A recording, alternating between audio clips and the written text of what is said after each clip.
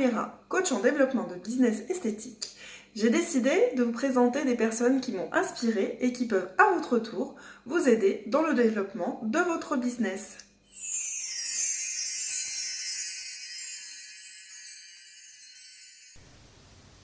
Bonjour. Bonjour. Bonjour Siegfried. Bonjour. Alors les filles, je vous présente Siegfried, pardon, c'est dur à dire, et qui va se présenter, qui est donc... Eh bien, je suis spécialisé dans les conférences mémorables, dans les présentations mémorables. Voilà, donc c'est quelqu'un qui a vraiment la capacité de vous aider à interpeller vos clientes en 3 secondes. Alors, quelle est ta recette miracle, Siegfried? Alors, l'idée, c'est vraiment je suis obsédé par ça depuis très longtemps. Donc déjà, je suis depuis 30 ans dans le commercial, directeur commercial, et depuis quelques temps, je me suis mis en indépendant pour réaliser des présentations mémorables. Parce que je me suis aperçu qu'en 30 ans de carrière de vendeur, ce qui était important, c'est de faire la différence. Ah bah ça, c'est essentiel, effectivement. C'est essentiel. Et en fait, trouver quelle différence on peut faire pour que le client nous choisisse nous et pas quelqu'un d'autre. Ou alors que le client choisisse de faire, entre guillemets, affaire plutôt que de repartir sans faire affaire. Et tout à l'heure, on avait une discussion justement où tu me disais qu'il y avait une différence entre être réactif et proactif. Enfin, tu qualifies deux Oui. styles de vente finalement. La proactivité, donc c'est là où on va aller nous-mêmes interpeller la cliente, hein, c'est ça, pour lui proposer quelque chose. Et l'autre part, c'était pas la réactivité, c'est... Alors, la proactivité, c'est nous qui allons directement vers le client et voilà. Et la réactivité, c'est le client vient vers nous, il veut un produit et il hésite peut-être entre 2, 3, 4 produits. Et là, on doit avoir un argumentaire. Moi, en fait, ma spécialité, l'argumentaire, bien sûr, il faut avoir son argumentaire, bien entendu. Oui, mais ce qui est important, c'est d'être proactif et de présenter les choses pour offrir au client une offre plus importante que celle pour laquelle il avait pensé au début. Exactement. Et donc ça peut s'appliquer par exemple à avoir un pitch bien particulier quand une nouvelle cliente débarque dans votre institut et que il faut que vous la convainquiez de la qualité de vos prestations et que vous la fassiez rêver, que vous lui donniez envie en fait de prendre un rendez-vous là tout de suite. Donc est-ce que tu peux juste nous donner peut-être une petite clé ou deux pour ça? Les clés déjà, c'est d'être soi-même, c'est d'être vraiment authentique et d'avoir vraiment envie d'aider la personne qui est en face de vous. Sinon, ça ne marche pas. J'ai réalisé une vente où la personne en face de moi n'avait pas envie d'acheter, mais je l'ai faite. Heureusement, c'était au tout début de ma carrière, donc il y a une 30aine d'années. Et cette vente, en fait, a capoté, heureusement, puisque la dame en question avait un bulletin de rétractation et la vente, finalement, ne s'est pas faite. C'est la seule fois où j'ai pas été authentique et où j'ai pas été vers la personne, l'aider pour quelque chose dont elle avait vraiment besoin. Donc déjà, il faut être authentique et être certaine qu'on va s'occuper de la personne et pas de soi au tout début. Ça, le fait d'aller vers la personne, ça nous permet d'être nous-mêmes, quoi, tout simplement. Et du coup, comme nous sommes nous-mêmes, nous sommes crédibles et déjà nous donnons envie à la personne en face de nous, au moins de nous écouter. Tout à fait. Ça, c'est le plus important, c'est déjà comment donner envie à la personne en face de nous de nous écouter. Parce que comme nous sommes... Enfin, vous êtes esthéticienne, mais vous êtes des gens qui sont dans le service, comme de nombreuses activités. Qu'est-ce qui fait que vous allez donner envie à la personne pour qu'elle vous écoute? Au moins, voilà, quelle porte vous allez faire. Alors, peut-être lui poser des questions, ça peut être intéressant. Pour la connaître. Tout à fait, c'est les questions. Déjà, c'est d'être authentique, déjà, c'est remercier d'être venu dans la boutique, etc., enfin, dans la boutique ou dans le salon d'esthétique. Ça, c'est une première chose, mais c'est une évidence. Mais il faut le faire, parce que je rentre parfois dans les magasins. Je rentre parfois dans les magasins et c'est évident que je suis rentré là. C'est-à-dire les gens ne me disent même pas bonjour, merci. Bon. Donc ça déjà, accueillir la personne, c'est évident.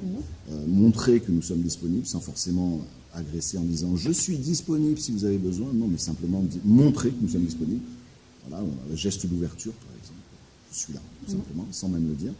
Et puis ensuite, la personne va automatiquement... avoir plus confiance, c'est automatique, hein, c'est les relations humaines, et la personne va venir vers vous et va vous dire vraiment pourquoi elle est là aujourd'hui dans votre salon d'esthétique, ce qu'elle a. Alors là, je parle pour la cliente qui arrive, c'est peut-être la première fois qu'elle rentre dans le salon. Après, vous avez des clientes qui sont depuis pas mal de temps dans le salon. Exactement. Et donc, ces clientes, ce qui peut être intéressant, ce serait de leur proposer, par exemple, une animation maquillage ou une animation soin visage ou leur présenter une nouveauté, un nouvel appareil minceur, par exemple, que vous venez d'acquérir. Et la difficulté, souvent, c'est vraiment de recruter ces clientes-là, de leur donner envie, de susciter l'intérêt pour la nouveauté. Et donc, comment est-ce qu'on peut faire ça avec une cliente qu'on connaît ? Alors, avec la cliente qu'on connaît, enfin, peu importe, quel que soit qu'on connaît ou qu'on ne connaît pas. Bon, mettons qu'on connaisse la cliente. Vous avez un nouveau produit à présenter ? Oui, par exemple. Vous avez un nouveau produit à présenter. Déjà, il faut y croire vous-même, donc il faut que vous en soyez certain. Ensuite, il faut que qu'il y ait une histoire derrière ce produit. C'est pas juste un produit, c'est pas un produit qui va vous permettre d'avoir, je dis n'importe quoi, mais la peau plus blanche ou je sais pas. C'est pas ça. Il y a une histoire derrière ce produit. Donc, essayez d'en savoir un maximum sur ce produit. Comment ça se fait qu'il est tombé entre vos mains ? Qu'est-ce qu'il a réalisé, ce produit, déjà par ailleurs ? Qu'est-ce qu'il a des témoignages, par exemple ? Ce produit a permis à telle personne de faire ceci ou cela. Telle personne avait ce problème. Aujourd'hui, grâce à ce produit, elle n'a plus ce problème. Elle a trouvé une solution. Avant, elle était moins belle. Aujourd'hui, elle est plus belle, pour faire simple. Par exemple. Par exemple. Ça nous arrive aussi à nous, les hommes. Hein. Donc, comment être plus beau ou être mieux ou paraître plus beau. Voilà. Donc, à partir de là, ça ouvre le champ de la discussion, ça ouvre le champ de l'intérêt de la cliente. Et après, si elle a envie de le tester ou pas, si elle a envie de l'acquérir ou pas, c'est beaucoup plus simple. Mais j'insisterai sur le fait qu'il faut que le produit, quelque part, ait une histoire. Donc c'est faire rêver la cliente, en fait, avec l'histoire du produit et aussi avec des résultats, en fait. Tout à fait.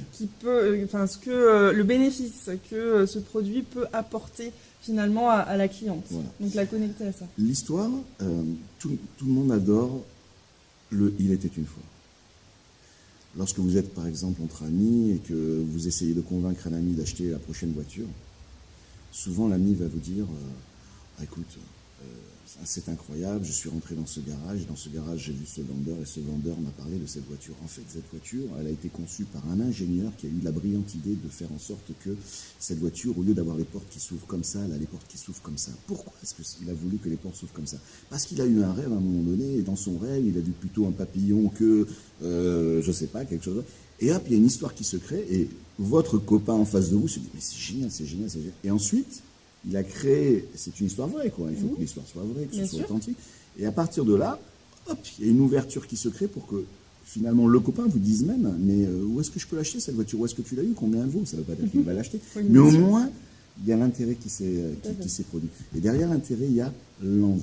Voilà. Et l'envie, en fait, c'est la crédibilité. C'est-à-dire que, ok, il m'a fait rêver avec sa voiture, avec les portes qui s'ouvrent comme ça, ok, qu'est-ce que ça va m'apporter à moi ? Ben voilà, les gens qui ont acheté cette voiture qui s'ouvre avec les portes comme ceci, ça leur a apporté plus de confort, parce qu'au lieu d'ouvrir comme ça, tu sais, où tu es bloqué parfois. C'est plus pratique dans les parkings de supermarché. Par exemple, tu vois, tu trouves toi-même des... Moi, je viens d'inventer cette histoire. Hein. Toi, tu trouves de l'intérêt, donc c'est génial. Donc, qu'est-ce que ça va m'apporter à moi, ce que tu disais, le bénéfice ? Et ça va donc rendre votre produit crédible auprès de la cliente. Après, bon, il y a la notion de prix, etc. Mais la notion de prix, ça vient à la fin. Vraiment après. Oui, ça vient vraiment après. Parce que si la personne a eu de l'intérêt, a eu envie d'en savoir plus, et donc créer l'envie d'en savoir plus, et ensuite a considéré que ce produit était vraiment crédible par rapport à son problème, après, le prix, bon ben... Ok, voilà. C'est peu de choses. C'est un détail. C'est plus détail. Ouais, tout à fait. Plutôt que d'arriver en disant ce produit ça vaut tant. Parce que la personne ne sait pas où se positionner. Est-ce que ça les vaut ou est-ce que ça les vaut pas ? Oui, donc il faut déjà commencer par la faire rêver. Oui. Et puis qu'elle y trouve un vrai intérêt finalement personnel. Oui. Donc c'est aussi important et c'est un vrai atout de connaître sa cliente justement. Quand vous discutez avec elle en cabine, que vous êtes en train de lui faire ses épilations, par exemple, finalement, ces petits moments où vous parlez de son mari, de ses enfants, etc., ça vous permet vraiment de la connaître un petit peu plus en profondeur. Et donc après, vous pouvez vous appuyer sur des arguments que elle vous a donné juste sur des conversations informelles. Et puis finalement, après, vous pouvez vous en resservir dans ce cadre-là, lorsque vous allez faire vos ventes ou vous allez proposer par exemple une animation, maquillage ou soin du visage. Voilà. Donc pour résumer, je te remercie de ton intervention. Pour résumer, donc, on commence par bien accueillir la cliente. C'est le plus important. Voilà, si vous maîtrisez ça déjà, vous êtes au top. Mais bon, c'est vrai que ça paraît simple, mais être authentique et bien accueillir la cliente avec le sourire, c'est essentiel. Et puis ensuite, donc, vraiment les faire rêver, s'appuyer sur des choses qu'elles vous ont dit en cabine pour ensuite susciter l'intérêt sur des choses qui, à elles, leur parlent, donc leur parler avec leurs mots aussi. Et puis voilà, et puis se dire que le prix, finalement, et ben dans tout ça, c'est pas ce qui est le plus important. Voilà. Et quand tu dis les faire rêver, c'est les faire rêver sur des choses vraies, sur des choses réelles. Il ne faut pas les faire rêver sur des choses qui ne sont pas vraies. Voilà. Parce que mesdames, lorsque vous rentrez dans un salon d'esthétique et que vous en ressortez, vous ressortez toujours plus belle qu'avant d'y être entrée. Même si avant d'y être entrée, vous étiez déjà belle. C'est parce qu'elles ont passé un bon moment avec leurs esthéticiennes. Exactement. Je te remercie, c'est Crine. C'est moi qui te remercie, Nelly. Et puis à très bientôt. À très bientôt. Au revoir. Au revoir, Nelly.